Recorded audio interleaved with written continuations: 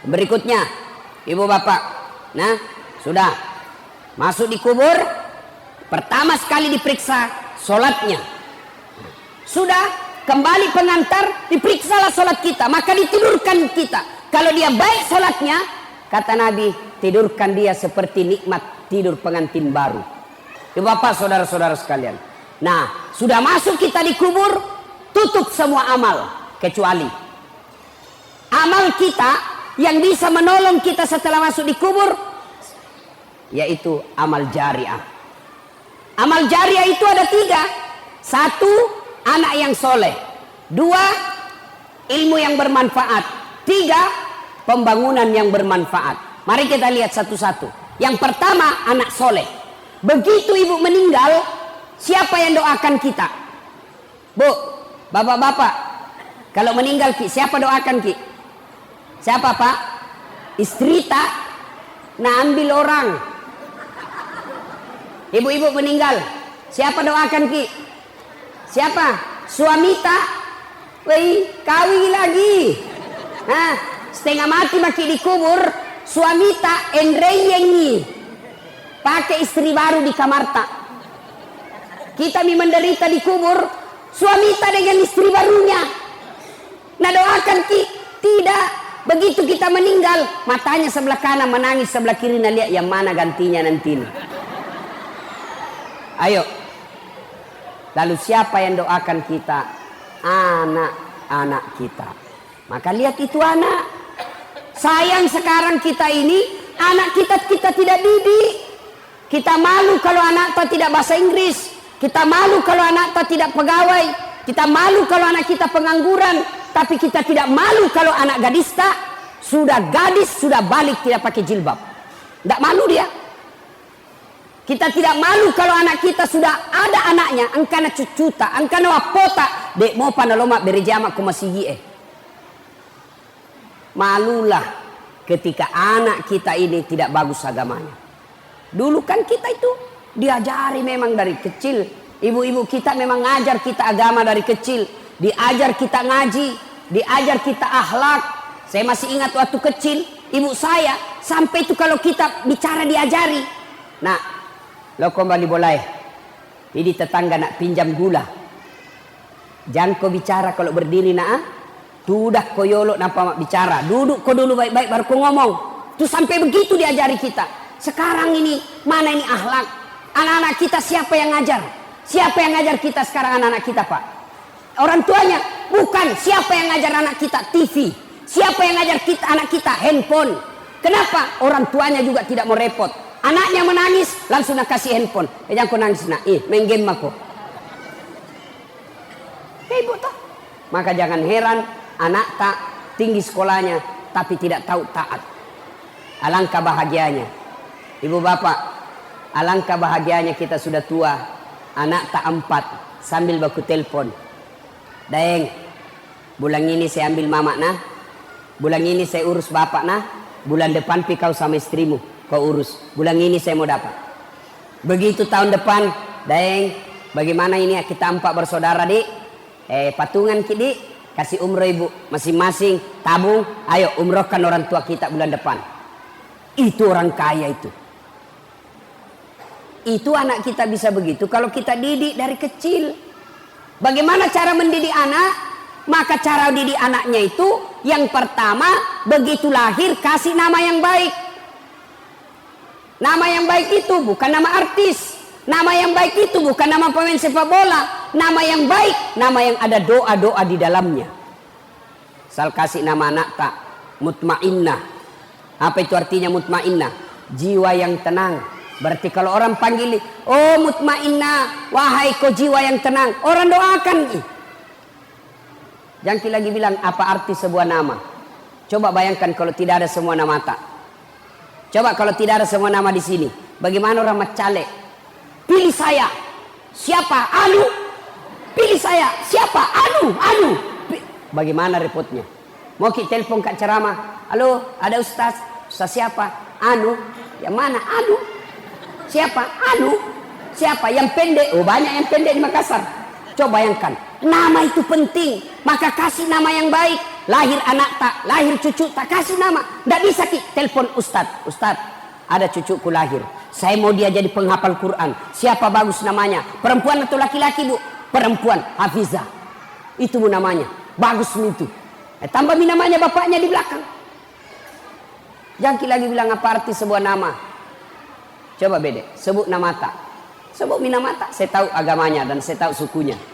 Abdurrahman, 99% pasti Muslim. Ya, bilang Abdurrahman, Muslim. Bertus, hai, Toraja. Ngerti? Ambot Dale, tidak mungkin orang Jawa. Mana Ambot Dale orang Jawa? Kalau Margono, iya, Jokowi, Jawa itu. Kalau Ambot Dale, tidak mungkin. Ambot Tuo, masih Bugis. Nah, nama itu penting. Yang kedua, cara mendidik anak, kasih contoh yang baik.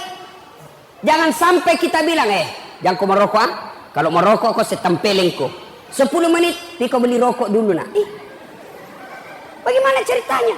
Awas kau, jangan kau bicara kasar. Kasih lembut bicaramu. Kalau kau kasar, dia sudah kasih contoh kasar. Maka orang tua yang baik kasih contoh anaknya. Yang ketiga, jangan kasih makan haram anakmu. Jangan kasih makan proyek palsu. Jangan kasih makan barang serobotan. Jangan kasih makan dagangan nipu. Itu dagangan nipu yang mana? Pedagang. Asli ndak ini barangmu? Asli, padahal palsu. Dapat kau untung dari kau tipu pedagang ke pembeli. Mungkin kau dapat untung 2 juta satu hari. Tapi uang haram kau kasih makan anakmu. Jangan heran anakmu 3 semua ndak ada sholat. 1 tukang tipu. 1 pengedar narkoba. 1 kawin lari di bawah bandar dikasih hamil cowoknya. Kenapa? Uang haram kau kasih makan anakmu.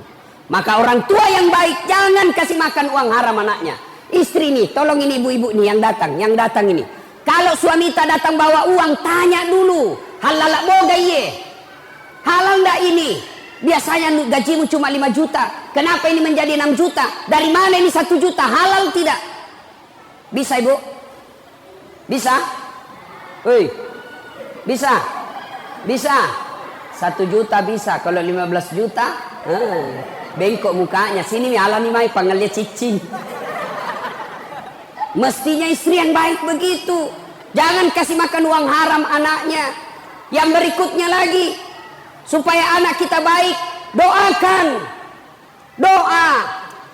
Maka ibu-ibu seharusnya lebih rajin doakan anaknya.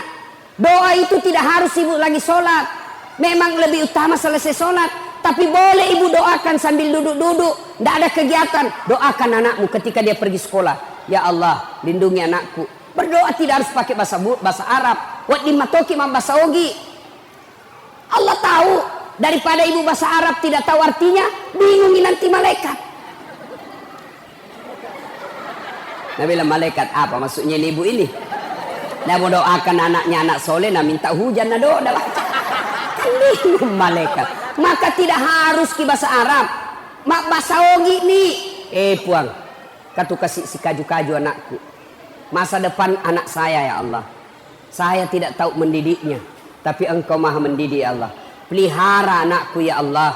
Ya Allah lindungi anakku ya Allah. Jangan kau biar mak bahasa Ogi nih. Boleh. Hati-hati ketika ibu-ibu sumpah.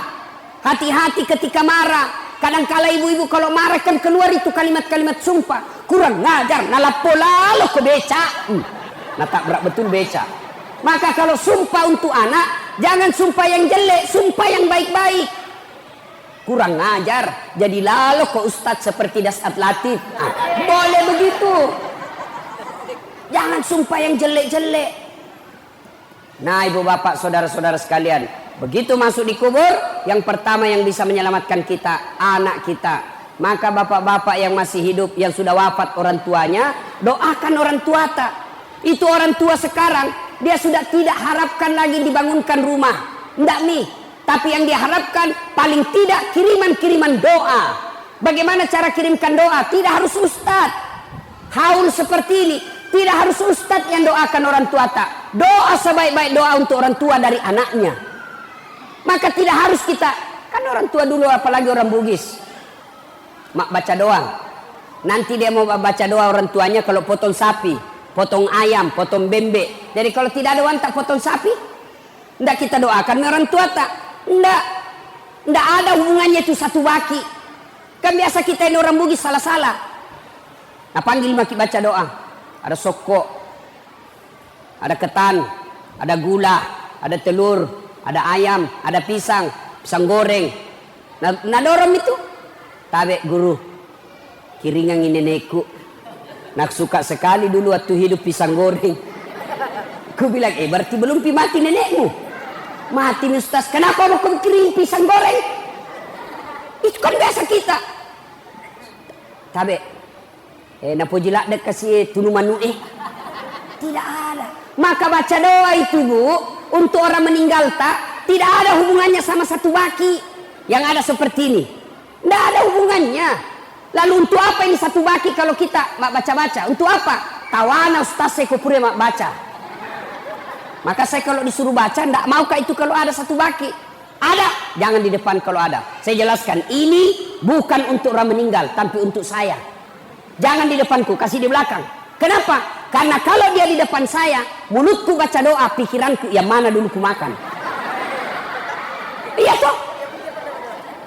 Mana dulu saya makan, telur kah dulu, pahala dulu. Maka di belakang saja, tidak ada. Ini sebagian orang-orang tua kita yang dulu-dulu. Nanti dia mau baca doa kalau dia potong ayam. Tidak. Lagi duduk-duduk di teras, lagi duduk-duduk. Tiba-tiba ada orang lewat, bajunya seperti bajunya almarhum orang tua kita. Kita ingat bapak tak?